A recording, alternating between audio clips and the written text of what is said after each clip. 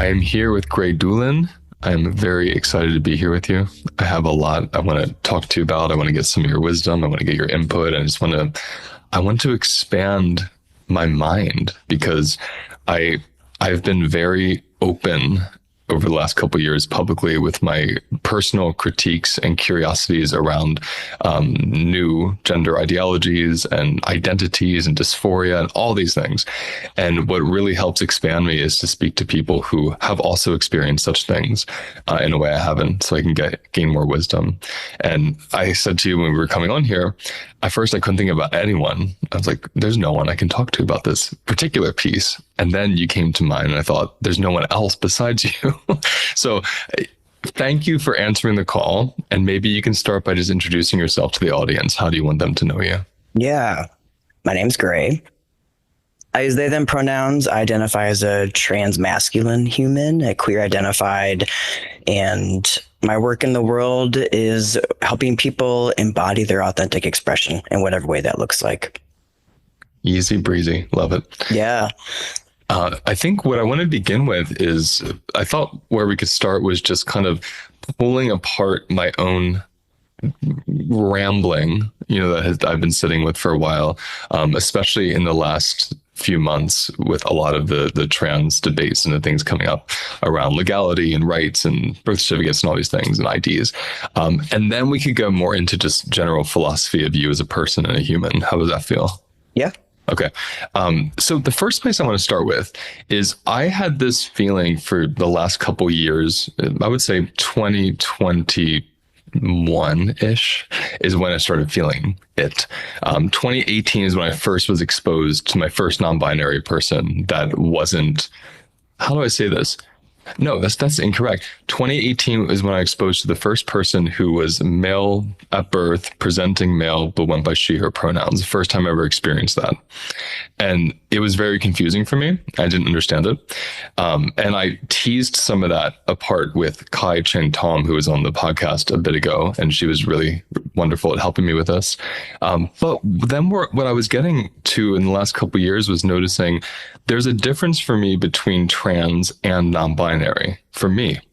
And this is why I wanted to bring you in, because from what I understand about you, just as an outsider, is you initially were like a trans man. Is that right? Like he, him, and then went they, them? Or did you always experience non-binary? Can we start there? Yeah, totally.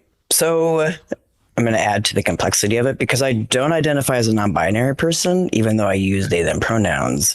I do identify as a trans masculine person. I've never used he, him, although, I get that's how I am read in the world now as a passing cis man, because again, somatically, when people use he, him, it's like a chafe. It's just like a no for my body.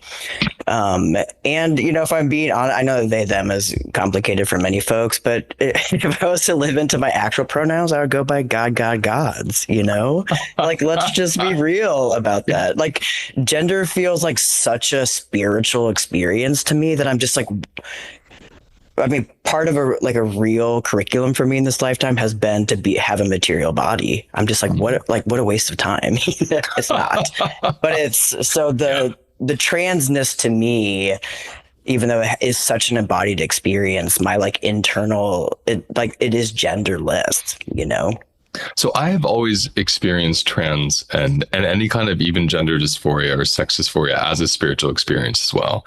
That was my experience as an intersex man, like total spiritual fuckery of like, here's this multi-dimensional etheric being that can't even be named, right? Trying to squeeze into a little body. And it's very messy. Yeah. And so I find the mess of it has been my practice, right? Like, how do I actually be with the mess and feel grounded in that? And then what I wanted your input on, some of your wisdom around, is recently what I've seen in the last several years is the non-binary identity and experience appropriating a lot of the transsexual experience in a way that has confused the general public to the point of wanting to take away certain rights. That's how I see it. Yeah. I could be wrong.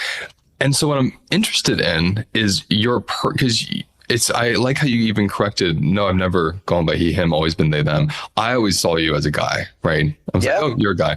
And then when you shared things about yourself over the years, I realized, oh, okay, you're a transsexual man. That's how I was, Yep. categorizing you. And so, like for all purposes of the conversation, I'm assuming born female, transitioned into the mask, we'll say, but experiences yourself as non-binary. I mean, not non-binary, they, them. So gender fluid. Is that what you'd say? Yes, assigned female at birth. I don't.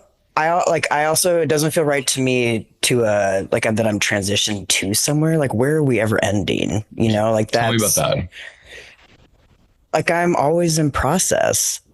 The world reads me like I pass as a cis man now, but even internally, that like that's like not my end game.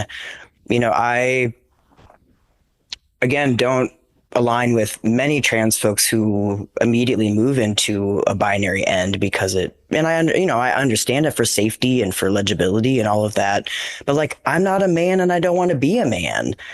That's I'm not. Like, I'm a trans person and can I swear on here? Anything you want, baby. Okay. I fucking love being trans. Like, my trans identity is important to me, not in the like kind of identity politics way. Like, I need you to see my transness, but like, what a gift.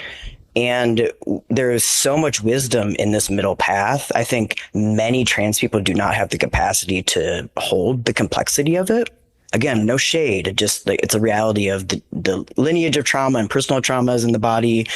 But I'm not going anywhere. There's the masculinity that I express. Like it just feels hot to me. Like it feels aligned. It feels hot. It like turns me on.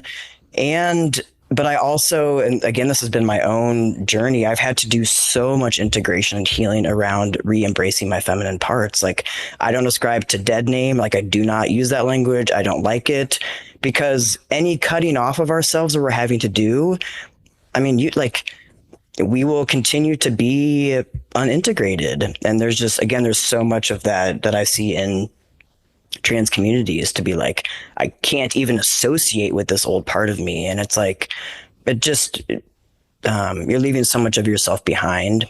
And like all of that needs to come with you for wholeness. So I like love my feminine parts, and I like when I get riled up, I know that I like come off as a gay man. There's this, I like, I'm just right. I'm like faggy. I'm like also like, I'm just like, I'm multifaceted, I mean, that's where I came to in my personal journey was when people would say to me, "Oh, pronouns to use," I always think I don't use pronouns for myself. Like I don't even think of myself through a pronoun lens. Yeah. I don't have the chafe. I'm interested. I want to go to that at some point. I don't have that rub. I'm like, I don't care what you call me actually, because I'm so not identified with any of it. Yeah. But what interests me about what you're saying is I've been looking at this through the lens of someone who's advocated for transsexuals, and I'm using that term very specifically, right? Yeah. I'm sure you get, because there's transgenders, which is like the new term, and that is very fluid. That has nothing to do with medical surgery or hormones. It can, but it has nothing to do with that. Generally, it has to do with how you express yourself. Whereas transsexual is someone that really wants to transform their biology and live differently, historically at least. And so I've come to this conversation from like advocating and helping my transsexual friends and thinking, well, they're going to lose their rights because there's this kind of like political fad of gender queer and gender nonconformity suddenly turning into transsexual, right? And trans. They don't even say transsexual. And this is what I'm curious about parsing out with you, because first of all, it resonates in my heart when you say I love my transness, and not through identity politics, but like through a spiritual somatic lens. Like I love all the multifaceted parts of being trans. It's why you don't resonate with being a man or a woman. You resonate with being trans. Totally get that. How do we hold that as a society? And I'm speaking about an American in this case, as an American in this case, while also understanding there's a very marginalized group of people who desperately need to conform to male or female for their dysphoria to be treated. How do we hold that? I'm curious. Yeah. I'm going to say something unpopular here. Oh, I want it. I know. I want it. I don't know that they're different. Like to me, so again, by your definition, by this definition, like I would be transsexual, right? Like Yeah. I have had top surgery. I've surgically altered my body. I take testosterone. So yes, to because that felt aligned for me, and has like calmed that dysphoria, and like, but kind of like where I am in my process now, like I don't know that is separate from the spiritual thing. So this was like back in, I'm gonna say more about this if that's unclear. It's like back in, gosh, I saw this therapist. This must have been like late aughts. This was before even like trauma informed therapy was like a big thing. Because I remember, like had CPTSD. I didn't know at the time no one was using this language, and I would like go in and just be having such a hard time, and I'd be like, "What's happening?" She's like, "You're unraveling to yourself," and I was like, "How fucking poetic!" But also, I'm in a lot of pain, But Feel the unraveling. exactly. And I think that this woman would be considered a TERF now, like using that language. And so Yeah, here I was, kind of at the beginning, I was coming back out as trans around this time. And so I was thinking about top surgery, and she asked me, and this was one of the most important, this was so profound to me. She asked me, do I want to get rid of my chest because that feels aligned, or because like what I've internalized from society? Like I hate my body because society hates my body. Like Question. experienced a lot of harm at the hands of masculine and male folks, all the messaging around female bodiedness. Mm-hmm. And I was like, what a beautiful question. And I'm going to sit with that, and the answer for me is that it was both. But I think, so going back to your question, like in the present time, I've been sitting a lot with, so what if testosterone or the hormones are no longer available? What if these things are no longer available? This idea of invitation. I mean, I don't know, but for me, there's something in there about like that's the next invitation. I don't know. What is it like to like, what's the portal that opens up when I sit with the dysphoria that I can't move in some external way to adjust? To me, and that's what I mean about unpopular, because I know that that's going to be triggering for a lot of people. But to me, I think that it's a really interesting, both spiritual and sort of an emotional question. I mean, let me bring in my own unpopularity to match yours. I love this so much because it brings up two things. One is total shade, which I'm going to own and go for. There's so many people in the trans community who are also like anarchists. So there's this like parallel, and I'm like, bitch, if you're an anarchist and you're depending on these multi-billion-dollar medical companies for your safety, do you not see? I know. So there's this brilliant real anarchy and agency I hear coming from your body of like, well, if I can't depend on this testosterone, which brought me a sense of safety, I have to find a new way to be safe in this body. And that is such a level of security and confidence.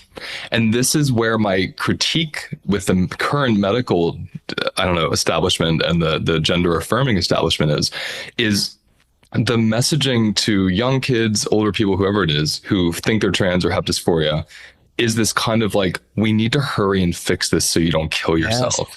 Yes. I think that is the most harmful messaging on the planet, that there's something so innately wrong with you and you're so low in agency and capacity that you will die if you don't listen to us and do this transformation. Yes. And so when I think of my old transsexual friends, we call each other, well, they don't call me, but I call them lovingly old trannies. It's just what we do. I'm sure you know. If you say it out loud in the wrong space, you're a TERF. Totally. But so we call each other old trannies. My old tranny friends, they taught me the reason why they're so sane and the reason why they have longevity as transsexuals of like 40 plus years is they transitioned later in life, which meant they had to have all these years of discomfort being in the body they were born in socially.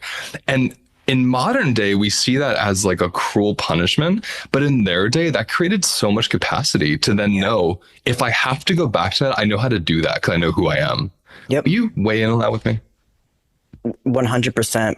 And I agree with that. I mean, this question from this therapist, and then also it took me like a long time, similarly to both for top surgery and to start hormones, because I wanted to move slow in it. And I don't think, it wasn't quite that intention, but I was moving at the speed of my body, even though Mm. I didn't know it at that time, because it is so wise. It's like both that discomfort, but you're right. I mean, I feel like the real spiritual edge is like, either I see where I'm going or I want this thing here, but it's not quite here. It's like we are like fortified in that middle space. Like that's Mm. where we're like that's our becoming. Mm. And, I had a recent conversation with a community member about trans mask folks, and I don't have a lot of trans friends because I'm gonna say this out loud. Like, I find them kind of insufferable. It's just because there's such a lack of integration, and there's so much blame. There's just so much blame. And again, I have like so much heart and compassion for it. I like know it. Mhm. I know it. And it's I like don't have capacity to be around it. And the thing that happens when you're right, this kind of easy solution comes in at the moment discomfort comes up, and then I'm gonna like very quickly switch to another binary, because that's going to reveal it. It's again like, bitch, if you hate yourself, that's not going to take away the self-hatred. Nope. Because then you're in like a different package that no one taught you how to be in. So that's going to be uncomfortable. Like, let's talk about fragile masculinity amongst trans men. Like, hello. And then, right. And then you still loathe yourself. It's not like that's inner work. That is not something that can be taken away from something that you shift externally. I think that's why I have so much passion about this topic, because people who know nothing about me, they send all the buzzwords. Yeah. I'm like the white cis privileged male patriarchal guy that has no idea what I'm talking about. Yeah. And I'm like, I really know what it's like to be biologically born in the middle. I know what it's like to have your mentality broken and your psyche broken because of that. My physical body broken because of that, because the way I was assaulted for, boys seeing that I had breasts. Yeah. So I just like you said, like I deeply not even know, but have felt and experienced and lived that experience of dysphoria and hatred and misogyny in a male body, like these really interesting things. And I tend to have the most resonance, like in the trans world, with transsexual men, or someone like you who's trans mask. I have the most resonance because we come from this thing of society looking at our breasts and our femininity and using it as a certain way. Yep. And I won't even say society, yes, but actually actual people I went to school with, not even just force, but people in my life, friends, family members. Like I remember just being objectified suddenly as these breasts came in. And because we, most of us get top surgery, I know the initial euphoria of these things that remind me of being disgusting and used and shamed and like raped. All that is gone as I look in the mirror right now, like how amazing that feels. And then a couple of years later, I was like, I still hate myself. Yeah. I still hate my body. I still shudder when I see my shadow. And for me, it was, I'm sure you've gone through this too. It was my hips, because, when you get rid of your breasts, you're like, oh, I have this other pair of breasts. My hips. Bitch, no one told me about these. They said I'd be passing, I'd be fine. But then they stick out even more. Yeah. And then, of course, you can get them shaved down, which I was like, I'm not doing that. I draw the line there. It sounds horrible. Yeah. But so I'm just kind of saying, I have so much passion, and I know how freeing it is to just finally love your body and yourself and be multidimensional. And so when I see young kids, especially my last 6-7 years, through this new gender ideological lens of this extreme binary, ironically, within claiming a non-binary space of, I need this external thing to feel safe. And then people in, I guess, allyship saying, yes, you're right, you do, we're going to help you. I don't see it serving these communities. I see it further breaking down their self-esteem. Yeah. And so I wonder, as a therapist, like, have you worked with these types of people? Have you helped them through this? Do they avoid you at all costs because you're going to challenge things? I'm curious where you go with that.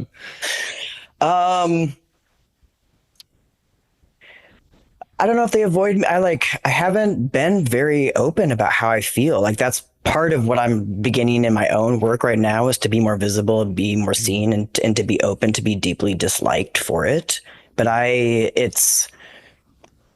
I mean, we share a lot. I mean, I feel aligned in how we're looking at it. And, for me, it's like, or self-esteem, but, my work, like I talk a lot about kind of this like unshakable core and like that, like, right. I feel like that sort of looking to the external for anything that erodes it.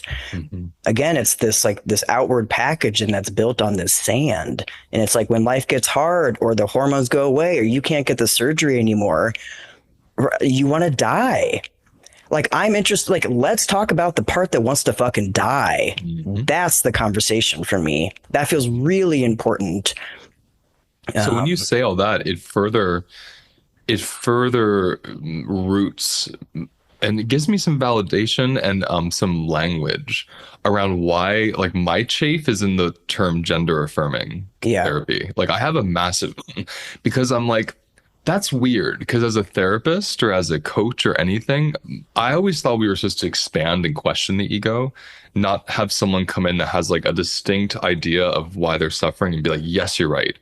yeah. And I always thought it was strange. Like you would never be a suicide affirming therapist. So I'm curious, like even how you relate to how you do agree and don't agree with the gender affirming model of you can't question it, you have to go along with it, and you can't like well your therapist did. You won't be able to do Right, that now. In some right, states, you literally can't. And so I wonder right. what how you relate to that.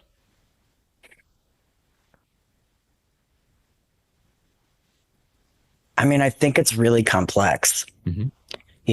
because with my also background in history and training around, parts work and attachment, like those parts, like they are valid and they need to be tended to and affirmed. So I think that the word affirmed, yes. But but I think in this conversation around maybe pausing or slowing down, again, feel like your work has taught me so much. And the more I've gone into somatic is like the body is slow. It is so slow. And I think that that clarity, I like kids are so wise. Like I just remember my own divinity so clearly. I came out as trans very young, 5 or 6, in a Pentecostal household in the mid '80s. A terrible idea, but like my soul was like, I'm a boy, you know, and that it was yeah, it caused me a lot of harm. And so I went back in the closet for many years. But I think so. It's like I don't know, because there's also this tension for me, and I've seen this happen in queer and trans communities where there's like this like preciousness. If there's this fragility that like if anyone triggers me, if anyone pushes back, if anyone just doesn't automatically affirm who I am, you're unsafe. I can't be around you. You're canceled. You're a turf. You're privileged. I mean, similar to what you were saying, there's this like no one has the capacity to withstand this exploration around Mm. is this really right? Like, is this really the way? And it to me it's created this you like made a comment on one of my posts. I feel like the new queerness is to like be anti the queer, like the current queer community, like the ideology that's happening, because it doesn't It feel is. queer to me. It has I become the like a totally agree. perpetuation of the very things that we used to rally against. Hmm. I mean, Yeah. there's the kind of the dogmatism and the fundamentalism and the rigidity. And I'm just like, you all are so boring. It's Oh my just gosh. so boring. I mean, they love to put up posters of Divine. I don't think we can handle 20 minutes with John Waters. I Yeah. mean, he's like one of the most offensive people on the planet when you actually listen to him and see his art and all his films. And that was what queer was to me. I often think of the roots of queer and I think of how queer people didn't even invent it. It's invented by homophobic people. Like they were the ones that used this term against Yeah. gay men initially. And then they turned it around. They're like, okay, we're going to celebrate and have fun with this. So you can't hurt us anymore, which to me, that alchemy of switching something is Yeah. always fucking magical. Yeah. And you've been writing a lot about not belonging, which lights me up Yeah. because that's what attracted me and had me identify as queer in the first place was it was a way to not belong. And I'm like, since when were we begging for Target to create a queer clothing section? I'm like, Yeah. I don't want to belong. I love being, I think you have Divine Outcast, on Yeah. Yeah. bio. I found a lot of divinity and sacredness in being marginalized, being Yeah. on the fringe. And when you said not everyone has the capacity to explore this whole thing in a very multidimensional way. Like, let me hold the part that loves transitioning and loves HRT. And let me hold the part that's like, do I want to be at odds with my nature my whole life? Can I hold both of those? And can they both be equally valid? And my queerness would allow me to fluidly play with those. Yep. Not have this one thing I have to, hold allegiance to. And so when you're talking about the affirming model through a relational lens, like, I'm going to validate your experience. We're going to explore it together. I'm with you. Yes. Yeah. Gender affirm all the way. When it turns into, I must affirm you or else you're going to freak out on me, that's an abusive relationship. Yeah. Or it's someone that's so tender and fragile because of their life circumstances, messaging, whatever the situation is, that they can't handle any difference. There's no capacity for difference. Yep. So I think that's what I'm wanting for this community. I'm wanting that a stretching of capacity to explore things that are undesirable for them. Because I used to walk into a space that would be deemed as a queer space, and anything goes. I mean, anything went. There was no exiling a person. Yeah. And now I walk into a space and I'm like, you bitches are the puritanical right that I grew up with. I ran away from home for. So I find it interesting how, like RuPaul will often say, the oppressed take on the characteristics of their oppressors. Yep. This current trauma response is really like, now that we have a little power, especially with government power at one point, we're kind of mimicking these people that came before us who hurt us. Not kind of. We are. Let's just I mean, just like straight out. I think.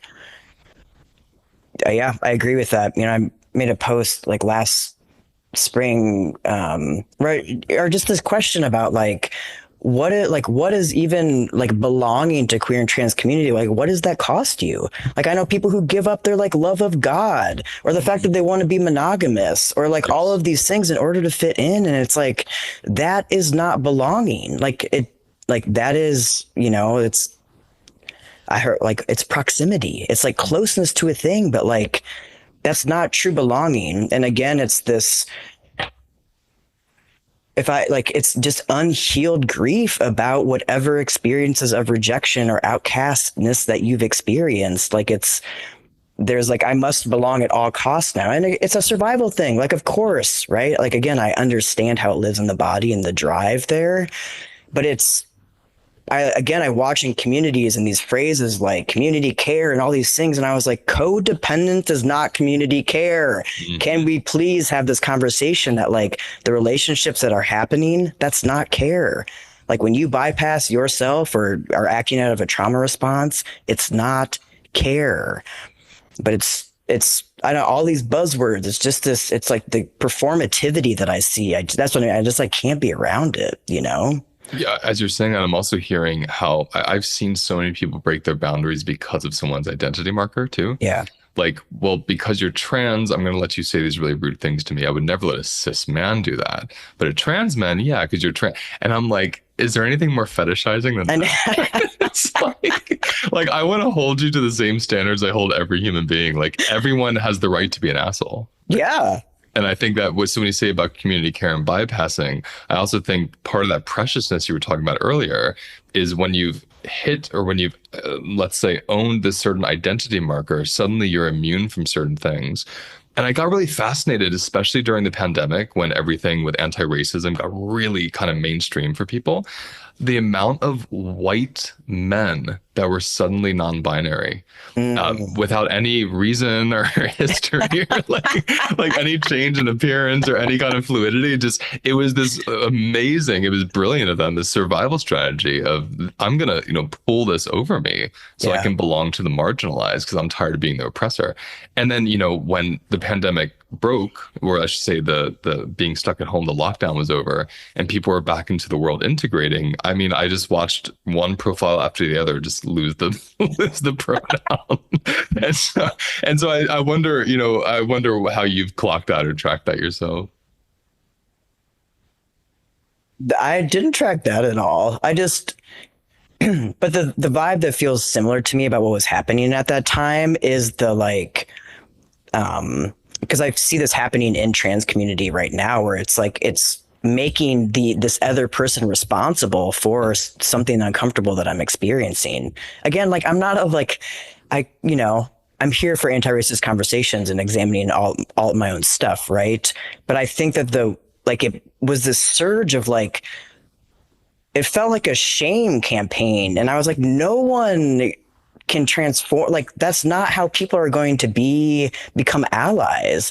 And then that's what feels really similar to now, where it's like, trans folks are like, cis allies, you can show your allyship by doing this and post these things, and here are all the bad things that are happening, and if you don't post this, you don't love trans people. And I'm just like, no. How, like, in what campaign has that ever worked to, like, is that how you want to accrue the people who love you in your life, is by shaming them and like guilting them and threatening them about it?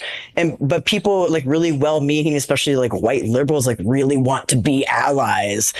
And it's like, again, the more important or more interesting conversation to me is like, how do we do that in a way that's sustainable? How do we do that in a way that like also makes space for like, maybe you don't love trans people, but you're kind of curious about what's again, the nuance in it, instead of either I hate trans people or I don't hate trans people, and I either show my support or I don't. And it's like, there are thousands of miles of nuance in the middle of that. That's more interesting to me. I love that. I also love, if I think of the divine outcast, and I'm imagining myself as a trans person who's invoking the divine outcast archetype and the practice of that, there's also the piece of, and maybe some people just don't give a fuck, and that's okay. Like maybe they're going through chemotherapy, or maybe they're trying to figure out how to pay their bills. The last thing they care about is being a trans ally. Truly. There's this interesting thing we've gotten, I don't know if it's social media or what it is, but we think what we're going through should be on everyone's plate, and they should all feel as important about it, or they should see it as important as we do. And I mean, first of all, there's a bit of narcissism there, but there's also this thing of then you go into shaming. Yeah. And I love how you said, you don't create allyship through shaming. If we think of relationships, anyone that does that to their partner is considered abusive, and they would say, leave, run, get out of the car.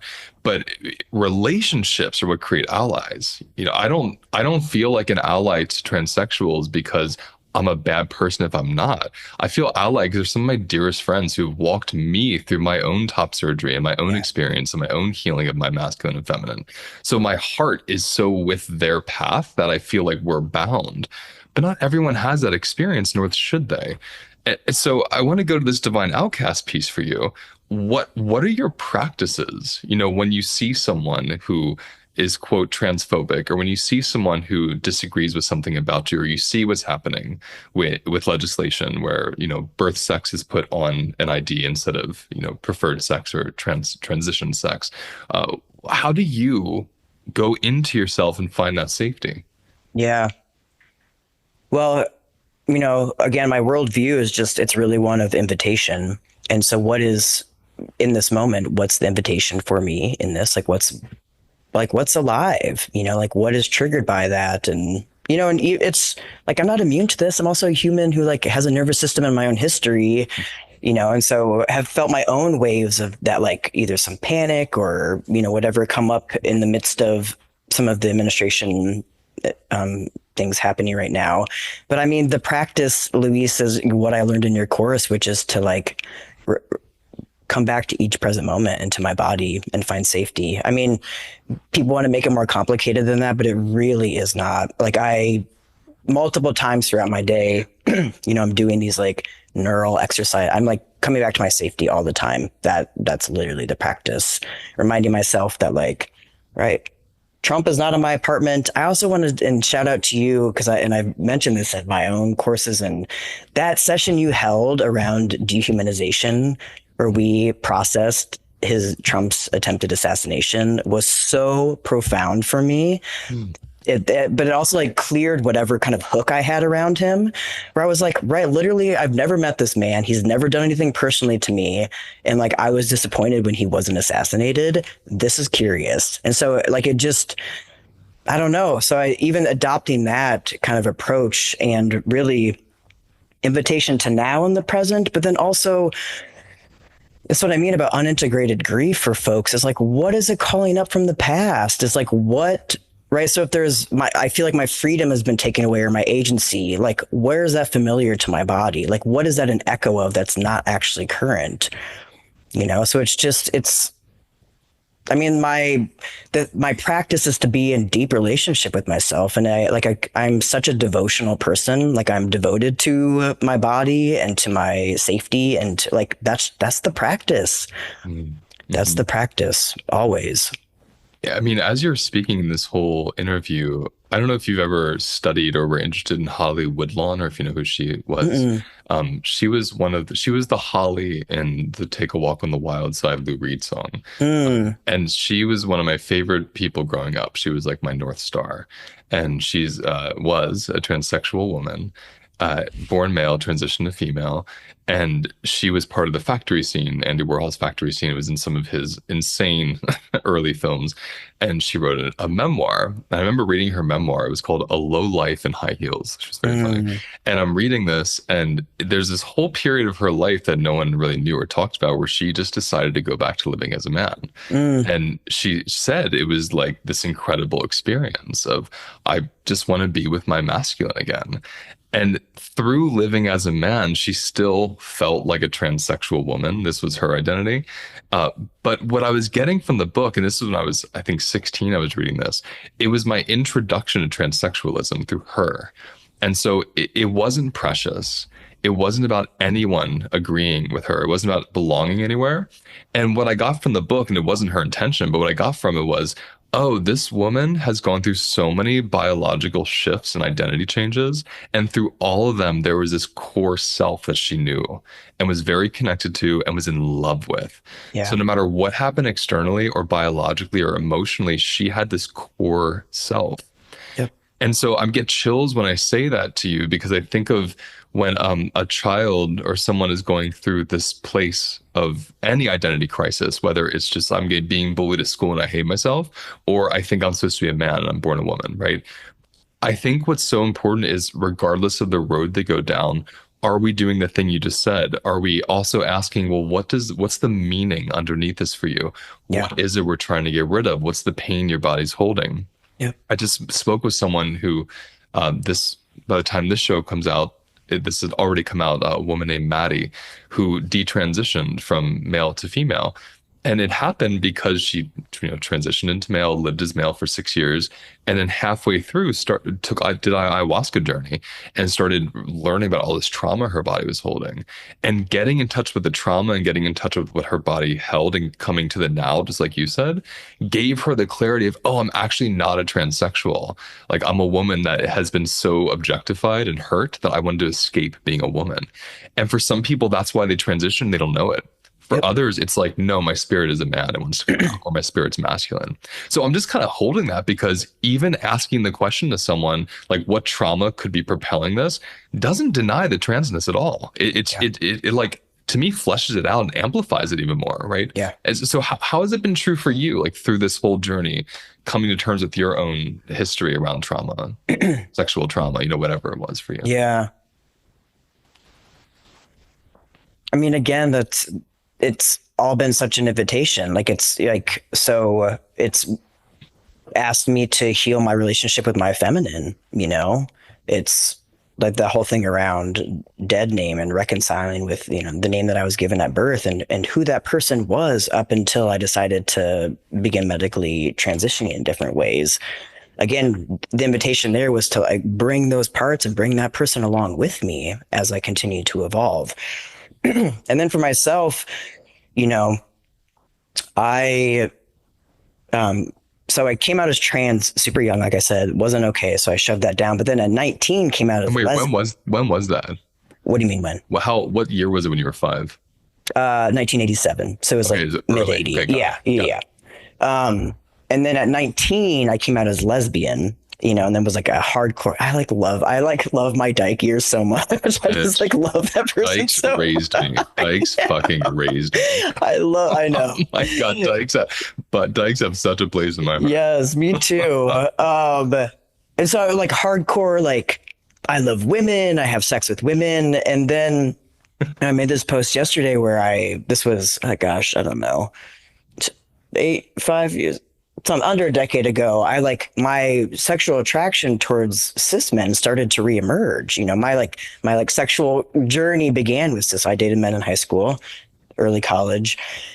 And then again, it was like I was this idea that I had of myself was disrupted again with invitation. And then it was this entire invitation where I had to heal my journey with men, because how could I possibly embody masculinity and love my masculine parts while I hated men? Impossible. And so that was, and then I had to feel safe desiring and being desired by men, which terrifying for that body. And so again, I feel like every turn, I think of queerness or transness as kind of like the eternal fool card in the tarot, because it's always this, like, if you're open to like kind of what the soul is calling, like it is always a becoming, and just when I think I've landed on monogamy, here comes this thing that's going to like maybe shift and open up this thing, or I've landed on poly, and then like, that's like, so anyone who gets rigid around that, or like feels kind of flummoxed when someone's pushing back against, is like, yeah, some people's like detransition is legit. Like that's not a threat to, that's what I mean. It's this, why is that threatening to anyone? Like, why is that threatening to you? Well, don't you think it must, because it's touching on questions you haven't asked yourself? There's something. Well, I mean, of course, yeah. Insecurity you haven't. Of course.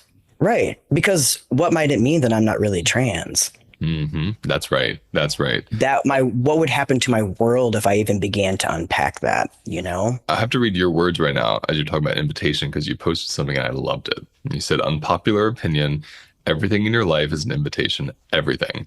Lost your job because of government downsizing. Invitation. Sex marker on your passport does not match your other documents. Invitation. Still single after 5 years. Invitation. Feeling irrelevant as a teacher or guide. Invitation. And I love that so much, because it's truly, for me, that is the way out of suffering right there. Yeah. It's the way out of suffering. Because when I feel the force that comes up in me for whatever reason or externally, and I meet it as God, like either way, like people hate when I say this, but whenever, I don't care if it's Trump or Obama did horrible shit too. When I look at any of these presidents that do things that we can't stand, I'm like, it's God. Like there's some force even beyond them that moves their hand to write the order they're writing that is so much bigger than them even. And it is an invitation to me. And again, when I think of the old trannies that I adore, and the old gays who, when I would say raised me, like when I was coming up in my late teens, they really helped me make sense of myself. They all taught me this exact thing. It was all about invitation, because old queers, it was a pipe dream to think you could ever belong to mainstream. It wasn't even an option. So they had to create a world where they could be safe in themselves and with each other. And that takes an amazing amount of resilience and creativity and security, like really self-assuredness, because you don't have this society telling you you're a good person or you belong or you're valid. So you have to do that for yourself. So in a way, I used to think, and I still actually think this, especially the old queers that I grew up with, I used to think that was the more privileged person to be. I felt bad for people who just belonged willy-nilly because of their skin tone or because of their sexuality or their religion. Like there was nothing ever questioned them. So there was even more of kind of like a fragile base in them. Whereas the people I knew who'd been questioned their whole life and had to love themselves, like they were the most powerful people I ever met. So when you say everything's an invitation, I mean, you're really not messing around. You mean everything's an invitation. I mean everything. Yeah. And again, unpopular opinion, because there's that camp of, kind of the like leftist radical politic where it's, again, the like, yes, these systemic things that we live in, this is the force acting outside of me, but I'm, again, much more interested in this agency that's right here and how I'm making sense of that and even finding my agency within it. That's the thing. If right now I went to get my passport renewed and they put an F marker on there, again, okay, what's the invitation in that I can then, right? I can't leave the United States for 4 years or whatever beyond that. That's an invitation to explore, what does that bring up on my body? Where can I still find freedom in my everyday? There's so much freedom in my everyday. I think of queer, and I think of the kind of the root, like weird, unusual. Right. How queer to just be at peace with them putting F on your license. Like right. It's more basic bitch to like freak out about. It's like, we've been doing that for thousands of years. Nothing queer about that. But to me, it's like super Drink your queer. pumpkin spice latte, get your matching documents, and move on, please. I'm going to pour the pumpkin spice right onto the document. Just let that shit soak in. But so to me, it's like, and this is how I felt when I met my now wife when I was 23. That's why I got top surgery, because I was like deep in homosexual experiences, loving every single one of those hot encounters. And I was like, this is my life. Like, I'm done with women. I'm done with monogamy. I'm done with all that. I felt so good about it. And then I met her, and the same thing happened. Like when you're talking about how your attraction to cis men came up through your body, I noticed this feeling of like, I am so turned on and drawn to this creature. Like I've never been before. Like, what is going? And it was an invitation. And that led me to get top surgery, because I wanted to be like more of a man for her, right? But she was completely fine with my breasts, but I wasn't, Yeah. So it was this whole thing of for me, the whole experience was a queer experience. Even though from the outside it looks like a conformity to something, it was an invitation. It was this strange repositioning of my innards, of my whole body, that felt it knew this certain way I was supposed to be because of my identity, my friendship group, whatever it was. And so I always found when you kind of stepped outside of the box, that was the queer, that was the unusual, that was the fluid. And now it's just the queerness is a box. It never had been before, but now it's like a box with certain belief systems. And there is this really strange fringe group amongst the queers that I'm just so drawn to. Like, you're one of those people, obviously. And they light me up, because I'm like, wow, I feel like we're fossils at this point. Like somehow our bones have lived through all these strange ideas, and we're still strange and unusual, and we're now looking to belong. Yeah. Right. Which like runs counter, right, to this, even this message around like we're wired for connection and wired for belonging. And again, this expansion around like, what does that even mean? Where are other places for connection and even belonging to self, Mm-hmm. So I guess last thing I want to ask as we close, and there's so much more, we have to do another one at some point. What I'm wondering is, with that sentiment that you just brought around wired for belonging, how do you feel? Like, I should say this. In the practice, in the surrender to not belonging, where do you find your belonging? What does that mean to you? Yeah. It's a good question. I think, again, when you look at kind of the soul's journey, it just is. Sometimes like when you look at the sort of divinity of the way we come in, it's like no one could like write this shit. Like I'm not connected. I'm estranged from my family. I like don't have a lot of community connection because I just don't share values, and I don't have a lot of capacity for the trauma that's being. So I spend a lot of time in nature. I spend a lot of time like in spaces where I feel God. I like find my kind of like a handful of people that I resonate with. And like, I'm not going to lie that like it's also been like a lonely journey. And, I think it's not talked about enough, and folks who are either doing leadership work or kind of trailblazing divine outcast in their own way. It can be fucking lonely, but like not in again, invitation. I mean, there's just,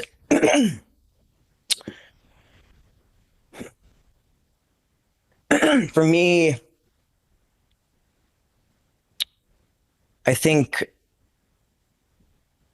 pockets where that's been more strongly, but again, that to me, it's been such this, like I remember last year during like Lent, the practice I was so deeply engaged in was remembering my own belovedness. And so that's what I like. So all of these things, portals to something else, even like the loneliness, or even like I have a real kink for normie things. Like I'll just like, I do.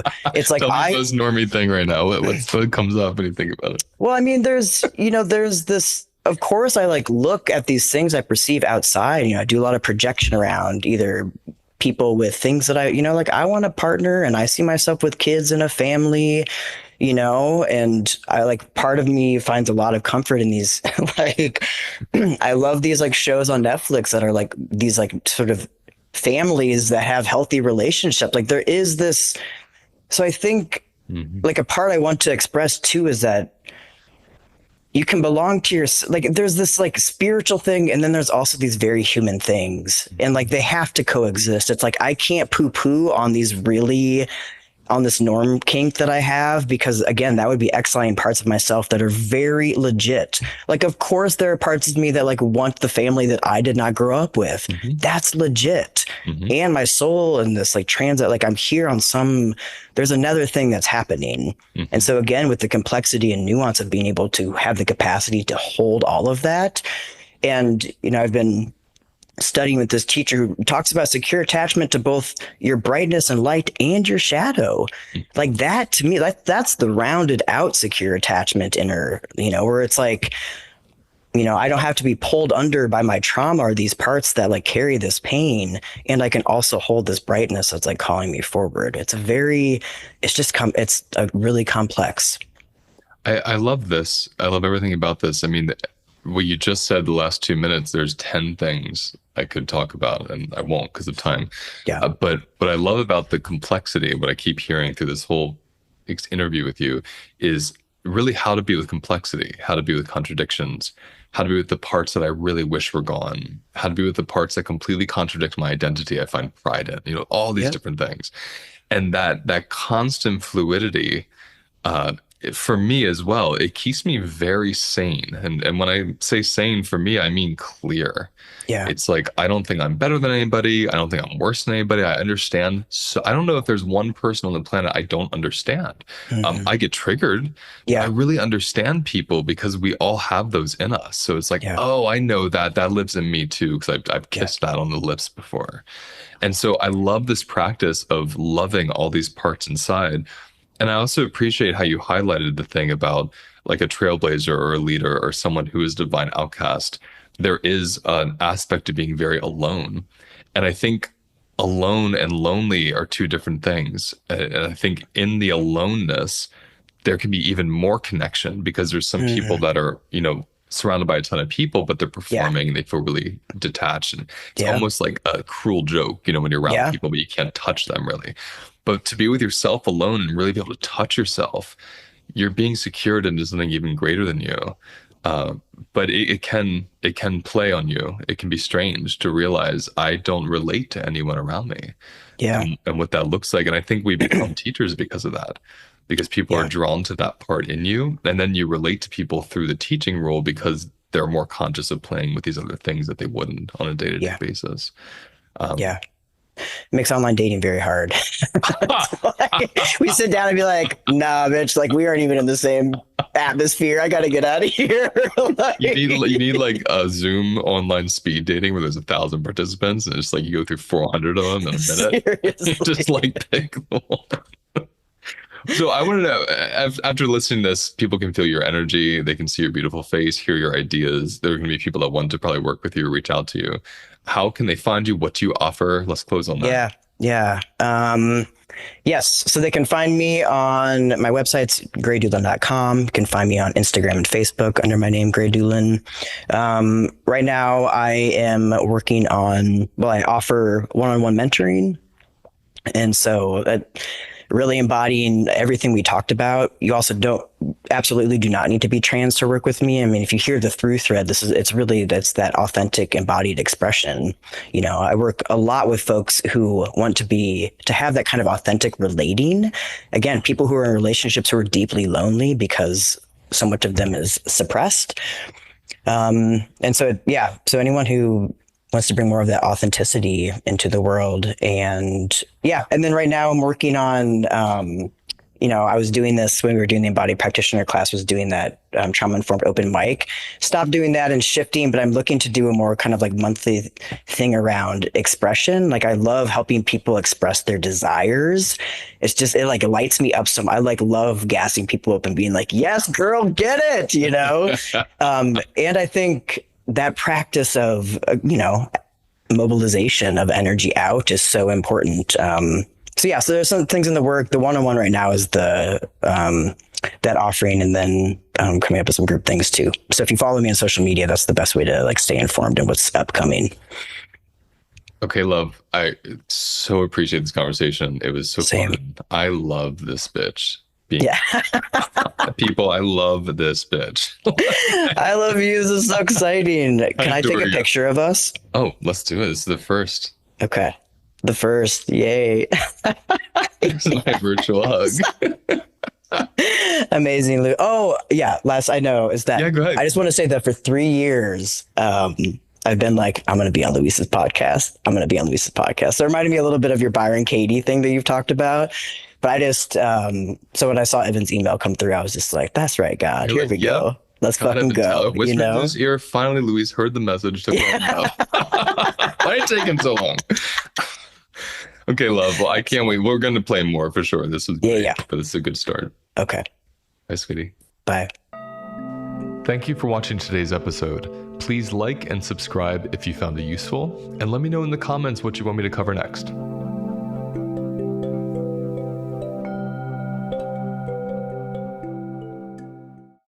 I have developed a 4-week self-paced course that takes 18 years of my personal and professional experience and puts it into one place where you can easily and quickly learn the foundations of recovering from stress and trauma.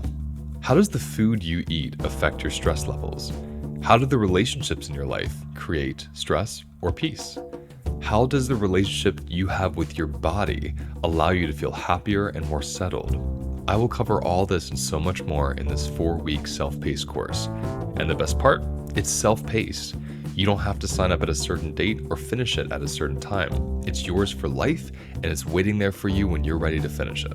Throughout this course, I'll be teaching you philosophies and practices that combine my 3 favorite modalities: somatic experiencing, embodied parts work, and nutrition. For more information on this course, click on the link in my episode details.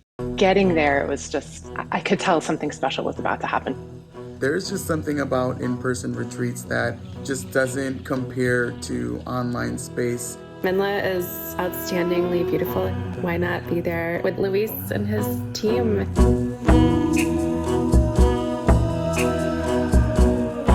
My body knew that something intense was going to happen in the most beautiful way. It was all about getting what each and every one of us needed and what the community needed. My biggest takeaway is that I got introduced to myself. We're just a bunch of misfits trying to find community with one another, and that's where my heart just blasted open because I felt like seen, and yeah, it was beautiful. I loved it.